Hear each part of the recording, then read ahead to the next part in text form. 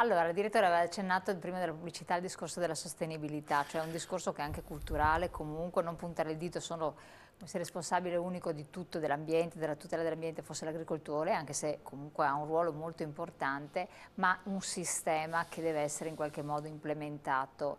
Presidente, come consorzi di bonifica, quanto contribuite? Perché avete un ruolo importante, che di voi si parla, io lo dico sempre, ma è così, solo durante le disgrazie, no? In periodi di disgrazia, quando soprattutto ce n'è troppa di acqua, quando ce n'è troppo poca, vabbè, il dito viene puntato anche in altri ambiti, però che ruolo avete? Sì, è un difetto che abbiamo noi del consorzio, che siamo abituati a lavorare e a fare e siamo troppo poco nei giornali e nelle televisioni e non si sa, e anche gli utenti non sanno effettivamente cosa fa il consorzio di bonifica. Non riescono a capirlo. Esatto, ma siamo forse in difetto noi che ci proponiamo male oppure non ci proponiamo affatto, siamo abituati a fare tante cose, farne tante e però non ne diamo il giusto risultato. Cosa possiamo fare per quanto riguarda l'irrigazione? Lo stiamo vedendo in questi giorni, è un anno completamente diverso. È un buon anno secondo voi? Perché tanto viene da pensare, insomma, piove abbastanza. Sì, è un buon anno, siamo a metà del guado. Non sappiamo cosa succede da adesso in avanti. Quindi da adesso in avanti potrebbe anche, se ci fosse un'estate un po' siccitosa, cambiare le cose? Potrebbe in 15 giorni succedere, trovarci nella stessa identica situazione dell'anno scorso. Ma com'è possibile se è piovuto fino adesso? Uno dice piove e penso è disastro. Perché? Quest'acqua sì, perché purtroppo il consorzio non ha a disposizione delle infrastrutture per trattenere l'acqua. Cioè noi vediamo quello che passa il Brenta, ma ha detto poc'anzi l'assessore, il Brenta non è un fiume, è un torrente. Ha dei continui impennate e poi c'è la scarsità. Nel momento in cui c'è la scarsità noi non abbiamo nessun'arma per difenderci. Quando c'è l'acqua noi la vediamo transitare, se ne va al mare. Cosa bisognerebbe fare? Bisognerebbe fare le infrastrutture, fare i bacini. I bacini di contenimento e quindi avere la disponibilità l'acqua quando non c'è. Questo è quello che manca essenzialmente al nostro consorzio perché effettivamente non abbiamo tante regolazioni da fare. Possiamo solo prendere ma non possiamo regolarla, trattenerla. Questa è la problematica di fondo. Ne risentite di questo voi? Vabbè, è essenziale questa politica, l'ha fatta la Regione Veneto, ma la Regione Veneto deve trovare un partner importante che sono quelli del Trentino ovviamente, perché poi ci andiamo a scontrarci con quelli del Trentino, ma anche quelli del Trentino dovrebbero capire che l'acqua è un bene comune. Sì. Quindi se noi oggi... Perché c'è un regionalismo spinto. Certo, ma vabbè, ma che senso ha avere questo regionalismo nel momento in cui l'acqua è un bene comune e sicuramente serve alla comunità, serve a tutti noi. Quindi oggi noi abbiamo la necessità di fare i bacini di contenimento, il consorzio Brenta a quello del Vanoi per 20 anni già proclamato, l'assessore Pan sicuramente avrà parlato 1000 volte col suo anonimo con il Trentino, ma poi se poi con quel Trentino non ci capiamo evidentemente non abbiamo la possibilità di farli, poi ci troviamo in queste difficoltà, perché oggi questa è la difficoltà che abbiamo, oggi abbiamo la necessità di avere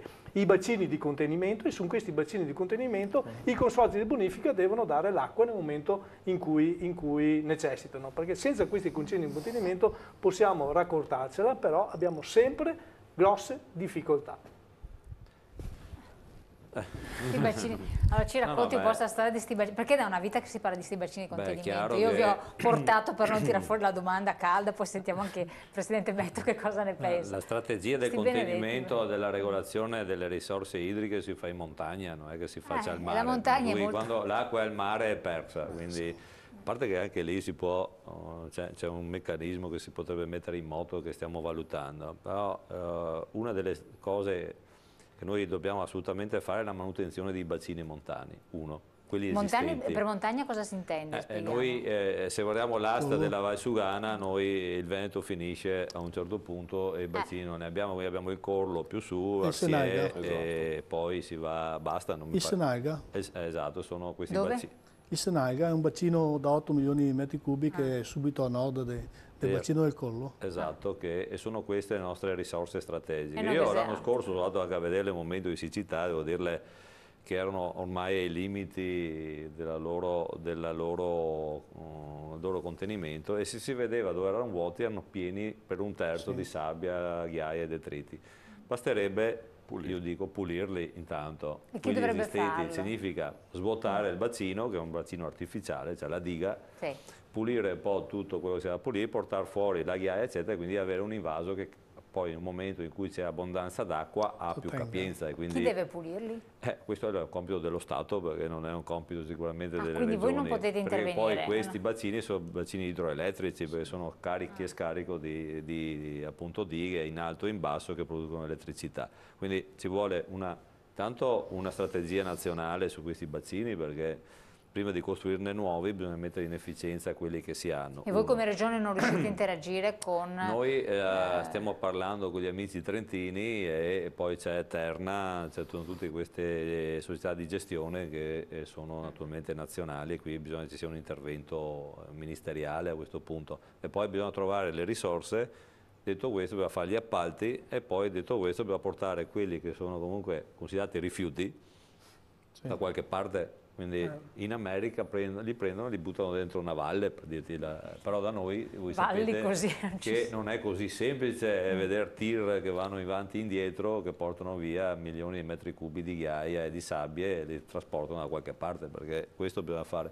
Certo. L'idea potrebbe essere che, siccome abbiamo tante cave, stavo pensando alle cave io, da chiudere qualche buco qua in pianura, si potrebbe prendere quella roba lì e metterla dentro, chiudere magari qualche cava dismessa che ne abbiamo. Io penso che se le contiamo in pianura ce ne sono qualche centinaio. Questa è l'idea. Da dire al fare c'è di mezzo tutta la burocrazia statale, eccetera, e le competenze. Poi c'è il famoso discorso del Vanoi, che lì sarebbe una valle in cui fare da quanti anni? 30 anni che ne parliamo? Dal 66. Dal 66, dall'alluvione del 66, che c'è questo progetto, questa intenzione, ma i trentini non ne hanno mai ben percepito. In qualche momento sì, avanti e poi indietro. Il problema cos'è? Un problema secondo lei politico, economico? C'è un problema politico, perché non è facile far digerire alle popolazioni di montagna poi la costruzione di una diga e la chiusura di una valle. Perché si tratterebbe di costruire una diga. Per fermare l'acqua bisogna fare una diga, e poi c'è da fare il progetto, finanziarlo, poi ci sono questioni ambientali, comitati, 30 anni che siamo là. Quindi questa è la situazione che so io. Per cui forse prima di perseguire questa strada, che è una strada lunga e anche accidentata, meglio scavare. Secondo me pulire quell'esistente e pulirlo bene vorrebbe dire intanto avere più acqua, secondo avere dei bacini con più efficienza, e terzo ad avere naturalmente una sicurezza idraulica per tutti quanti. Secondo lei lo stato attuale, spingendo la cosa con il nuovo ministro? Vedremo come ne pensa, perché poi qui non è neanche il ministro dell'agricoltura, è più il ministro dell'ambiente, tutte le infrastrutture, cioè deve esserci una sinergia di più persone e di più ministeri, ecco, quello sicuramente. Presidente Betto, cosa Se fosse per noi l'agricoltura la decideremmo in 2 minuti le cose, basta che ci mettiamo su un tavolo. D'accordo, avreste già fatto tutto, altro che decenni. Sì, la visione del nostro assessore Pan è veramente concreta, è uno pratico, è una persona che quando c'è la necessità di fare non si è mai tirato indietro, con una visione lungimirante dei progetti. Credo appunto che l'utilizzo di questi bacini a monte siano indispensabili, ma soprattutto si deve fare una riflessione di quanto importanti possono essere nei momenti di siccità. Però è vero, come affermava prima il nostro assessore, che anche gli enti che sfruttano questi bacini si devono assumere delle responsabilità, perché in Italia fare e costruire le cose è molto facile, però poi accudirle e quindi portarle a una continuità di mantenimento e di sviluppo e di crescita, comportano degli investimenti, e quelli nessuno li vuole mai fare. Cioè, tutto bello fare, creare, mettere in piedi e quindi progettare e anche magari realizzare, però poi bisogna anche conservare e avere la coscienza di cosa può succedere dopo, e quindi assumersi delle responsabilità oggi è indispensabile per un mondo sostenibile, come affermava il nostro direttore prima. E su questo non ci piove, è indispensabile, perché penso negli ultimi 20 anni abbiamo ragionato sempre su vasche di laminazione, perché abbiamo cementificato metà del nostro territorio e quindi ci siamo preoccupati delle alluvioni. Oggi il clima sta cambiando, l'ambiente ha delle altre, cioè si presenta con dei cambiamenti climatici molto repentini, e noi delle scelte concrete e sostenibili le dobbiamo sicuramente fare, e ci dobbiamo adattare a questi cambiamenti. Altrimenti veramente anche il mondo agricolo dovrà subire delle controversie che non saranno sufficienti neanche alle assicurazioni a garantire un reddito al mondo agricolo. Volevo chiedere mantenimento, appunto lei giustamente ha detto, rilacciandomi anche a un discorso di responsabilità nella cura della gestione, per esempio di questi bacini, che giustamente sono di Terna anziché di Enel nazionali, ma non c'è un contratto dove c'è anche un impegno a mantenere un certo tipo di profondità, senza che sia necessario intraprendere chissà quali azioni lunghissime per ripristinare lo stato iniziale di contenimento del bacino? Queste sono scelte che sono scelte dei gestori, e quindi in in base alle loro diverse caratteristiche del bacino o delle attività che fanno in questo. È chiaro che bisogna rivedere appunto tutto questo sistema, assolutamente, secondo me, quindi il Ministro dell'Energia, il Ministro delle Infrastrutture o chi di dovere, i tecnici dovrebbero mettersi in naso su queste cose. Poi io dico anche un'altra cosa, che oltre a quei bacini noi potremmo anche costruire la rete dei bacini della pedemontana, sfruttando quelle ex cave che si diceva prima, sì, magari facendo una impermeabilizzazione in qualche maniera, perché lì potrebbero essere mantenuti comunque strategicamente molti milioni di metri cubi d'acqua rispetto a quelli che vanno dispersi continuamente. C'è una fattibilità in questo Questa senso? Potrebbe essere strategicamente nella pedemontana, pedemontana è quella veneta dove ci sono più cave, mi sembra, scavate. Il problema delle cave ritorna potrebbe essere, però bisogna avere il coraggio di fare queste scelte che non sono così tanto popolari, oppure perché, ci sono dei meccanismi comunque che entrano dentro alle autorizzazioni ambientali, alla VAS, a sovrintendenze. Noi abbiamo un sistema burocratico che su questo magari altri stati non hanno. Non so se mi spiego, se si decide in Israele, si decidono che là devono fare un lago, lo fanno e lo decidono. Noi si innescano tutta una serie di procedure che, come quello del Vanoi, dall'alluvione del 66, io ero in quarta elementare, forse, no, avevo 4 anni nel 66, quindi sono passati, tanto per capirci, e questa è l'Italia. No, ma è bene precisarlo, perché poi uno dice ma ci sono queste possibili soluzioni, perché non vengono attuate? Le persone poi giustamente, come diceva anche, si arrabbiano, se la prendono, se la puntano il dito contro. Bisogna cambiare anche, bisogna cambiare, velocizzare, e vede, magari quando avviene qualche disgrazia, qualsiasi altra cosa in questo paese, vengono nominati dei commissari ad acta, no? Il commissario ad acta passa sopra all'appalto, alla burocrazia. Ma infatti ma è vero, per fare qualcosa velocemente bisogna fare il commissario. Se devo comprare, io invece che sono assessore o sindaco, per comprare una penna devo fare 10 offerte, eccetera, la disgrazia è già andata avanti, non so se mi spiego. Assolutamente. Ecco. Quindi bisognerebbe nominare un commissario ad acta per le opere strategiche per quanto riguarda l'acqua, che guardate che adesso noi magari qui stiamo parlando, diciamo, del cittadino questo, fra 10, 15, 20, 30, dopo il 2050 trovare l'acqua sarà uno dei problemi più importanti che avrà la popolazione. Quindi se non le pensiamo adesso, le future generazioni veramente avranno dei grossi problemi, perché il clima, vedete in 10 anni cosa è diventato, immaginate tra 50. Poi abbiamo il problema del mare che sale i fiumi, quindi il Cuneo Salino, anche lì fare una diga sull'Adige, di sbarramento sul Brenta, sull'Adige, per fermare l'acqua pulita, anche lì lì si innescano problemi ambientali, di portisti, io andare col motoscafo, la sovrintendenza che dice ma cos'è sta cosa, e il magistrato alle acque, capitanerie di porto, mettiamoli dentro tutti, lei non ne viene fuori di niente. Infatti, ecco, questo consorzi bonifica, parchi, lei ha toccato un altro tema, il cuneo salino, ne avevamo accennato.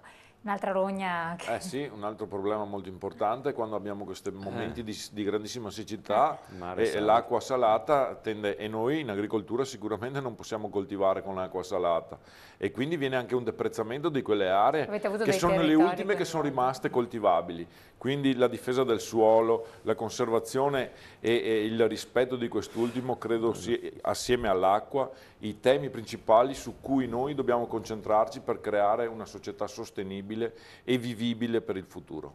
Direttore, da questo punto di vista, siccome ha accennato l'assessore, questo del cuneo salino è un aspetto importante che riguarda non solo il territorio padovano ma poi tutta l'area, competenza veneta del veneziano e non soltanto.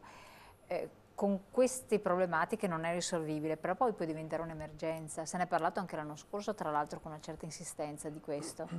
Sì, ma non è solo un problema del cuneo salino, è uno dei problemi del cuneo salino. Noi nel Veneto abbiamo anche il problema della desertificazione. Perché questo è anche in Veneto? Insomma, pensiamo che no, solo il 30% probabilmente del nostro territorio, dal 30 al 40% del nostro territorio della regione Veneto è già in fase di desertificazione. Cosa intendete voi per desertificazione? Vuol dire che il terreno non ha più quelle sostanze organiche che è in grado di dare alimentazione alle piante che poi noi... Quindi è un povero. Quindi povero, però vede, anche in questo caso parlavo prima di sostenibilità e poi qualcuno mi dice ma non ti devi arrabbiare tanto, no, ma voglio dire, poi alla fine siamo incolpati, gli agricoltori sono messi sempre con la spada nel momento in cui fanno la concimazione o mettono il letame o il liquame nei campi. Ecco allora che vengono fuori gli articoli dei giornali, grandi inquinatori, gli agricoltori quando non sanno che noi abbiamo una direttiva nitrati fatta ancora nel 1993 in cui determina la quantità massima che si può dare su determinati terreni di letame e di liquame. Cosa importantissima per dare sostanza organica al terreno che abbiamo sempre fatto, gli agricoltori hanno sempre fatto e utilizzano in maniera precisa, quindi la sostenibilità passa anche da parte di questo. Noi abbiamo la necessità oggi di utilizzare il nostro letame, il nostro liquame per concimare i nostri campi, ma soprattutto per dare sostanza organica a quel terreno che oggi è sempre più fragile e quindi senza sostanza organica vuol dire morte del terreno, vuol dire concimare in maniera chimica, vuol dire fare tante altre cose che noi non lo facciamo e quindi però vuol dire desertificare, vuol dire lasciare i nostri prodotti sempre meno e quindi il reddito sempre meno agli agricoltori e sempre meno poi gli agricoltori faranno ancora gli agricoltori perché? Perché chiuderanno proprio le proprie aziende. Sì, se devo aggiungere qualcosa. Sì, no, ha detto bene il direttore perché quello della mancanza di sostanza organica nella pianura padana in generale è un problema che sta veramente diventando... Come mai siamo arrivati a questo punto? Immagini che comunque sono diminuite le stalle. Per il letame si fa il buon letame, chi viene dal mondo contadino non è che se lo inventa, bisogna avere le vacche in stalla giusto che facciano il loro dovere e quindi con la crisi che ci sono state del latte e della zootecnia sono diminuite molto le stalle, quindi poi quindi reperire anche questi prodotti diventa difficile. Secondo, poi la popolazione, come diceva bene il direttore, se l'agricoltore va a spargere letame sembra che faccia, invece è un prodotto naturale, si è fatto per millenni, per secoli questa pratica e adesso siamo stati tutti con la puzza sotto il naso e allora non va bene neanche questo. Allora abbiamo inventato le macchine che direttamente mettono il liquame sotto interrato in modo che non ci sia più l'odore. I sindaci che fanno le ordinanze dalle 5 alle 6 del mattino, dalle 3 alle 2 di notte, perché così non vi vede nessuno. Siamo come i delinquenti. No, ma è così. Sì, è proprio così. E quindi siamo costretti con il regolamento di polizia rurale, dobbiamo stare attenti. C'è un dietro le quinte spaventoso per non addetti ai lavori. La realtà è questa, quindi l'agricoltore dice cosa devo fare io? Poi abbiamo il problema delle normative, la direttiva di tratti, quindi c'è tutto normato comunque il sistema, perché poi è chiaro che... È controllato, Assessore, è controllato. È controllato, perché noi abbiamo fatto in verità un'app che avverte... Siamo l'unica regione, mi pare, Certo. l'ARPAV. No, abbiamo cercato di insegnare anche ai lombardi. Esatto, noi abbiamo fatto questo sistema come agricoltura, io non ho neanche pubblicizzato perché so come il presidente, che mie robe che fa, faccio fatica a dirle. Abbiamo fatto un'app che va a dire agli agricoltori, attenzione domani piove, quindi con l'ARPA collegata a quelle cittadine ARPA, mi diciamo se piove non dovete... Però i prossimi 2 giorni è sole, quindi quei 2 giorni lì potete uscire. Ce l'ho io. Ce l'hai. E quindi diamo anche un'assistenza tecnica all'agricoltore, perché se piove è chiaro va a inquinare l'acqua che scende nelle falde eccetera. Invece noi abbiamo una coscienza anche ecologica, diciamo attenzione se piove niente. Dopo domani è previsto sole, 1, 2, 3 giorni e allora uscite tutti. E allora lei vede tutte le botti che girano. Siamo organizzati, noi. Ma questo è interessantino perché i cittadini mica lo sanno per cui dico anche sempre ai cittadini, lo so che avete la bella villetta con i campi intorno, ma... L'avete costruita dopo della stalla del vicino. Esatto, quindi dovete avere pazienza. Ma io avevo una maestra, lo dico sempre quando faccio interventi di questo tipo, avevo una maestra, era da Val del Sole, che era la Val del Sole di Bolzano, sopra Bolzano, no? E era zitella come tutte le maestre, vabbè. Ma detto questo, è arrivata da una famiglia quindi contadina, e mi ricordo eravamo in classe a Cittadella e c'era il contadino che stava buttando fuori le letame, e una bambina si è lamentata, maestra che puzza, e lei diceva questo non è puzza, è profumo della natura. È vero. Questo, io mi ricorderò sempre la risposta che ha dato questa mia maestra, adesso non c'è più, ma mi è rimasta impressa questa. Quindi bisogna avere pazienza, perché noi stiamo facendo un'opera ecologica da una parte, arricchiamo il terreno di tanta buona sostanza organica, significa che questo fa sì che non ci siano utilizzati il meno possibile i fertilizzanti chimici, e allo stesso tempo quindi abbiamo dei prodotti migliori. Assolutamente. Qualcosa da aggiungere relativamente a questa attività salutare? Io lo faccio come mestiere, per cui li vivo in ha una stalla di quanto? Quante vacche hai? Adesso sono 100 capi, erano 400 qualche anno fa. Caspita! Però, ma anche lei quindi ha diminuito? Sì, però facevo il contotersista prima, per cui queste cose le vivo proprio sulla mia pelle. Quante parole hai preso? Tante umiliazioni, purtroppo è l'evoluzione del tempo che ci ha portati a queste cose. Quindi a seguito di questa situazione, nonostante ci siano comunque degli scarichi che vengono effettuati degli escrementi degli animali, insomma come natura, il terreno si è impauperato, impavorito, cioè perché parlava del 30-40%. Anche perché sono diminuite le stalle in numero spropositato, e quindi anche quando si fa lo spargimento non ce n'è a sufficienza per farlo su tutto il territorio, e quindi di fronte anche a queste problematiche degli odori e quant'altro si cerca di fare, di concentrare o di farlo su determinati appezzamenti e non su tanti altri, perché sicuramente se ho 10 appezzamenti e ho liquame per 5 sicuramente non vado vicino alle case per avere dei problemi, andrò in aperta campagna, e questo fa sì che si aggravi sempre di più la situazione. I produttori del biologico, che noi puntiamo sul biologico e sostenibile, pensate che fanno la gara per comprarsi la pollina e il letame, lo pagano? Sì, no, non le danno mica gratis, perché magari la gente pensa che cioè questi qua vengono pagati per fare i prodotti biologici. Servono questi prodotti qui, non è che si faccia con l'urea che arriva da... Assessore, quindi siamo arrivati anche oltre... Sì, siamo ben oltre. C'è la gara chi si compra lo stoccaggio della pollina uno con l'altro. Ma quando facevo il contotersista, parlo di 35 anni fa, andavo in pesa in centro a Galliera a pesare il letame che l'acquistava l'ortolano per far l'otto, cioè è una cosa, se la faccio adesso non arrivo nemmeno, perché mi mettono subito, cioè, tanto per dire come sono cambiati i tempi, come si è trasformato anche la cultura in generale. Ecco, perfetto. Vabbè, torniamo insieme tra pochissimo, pubblicità.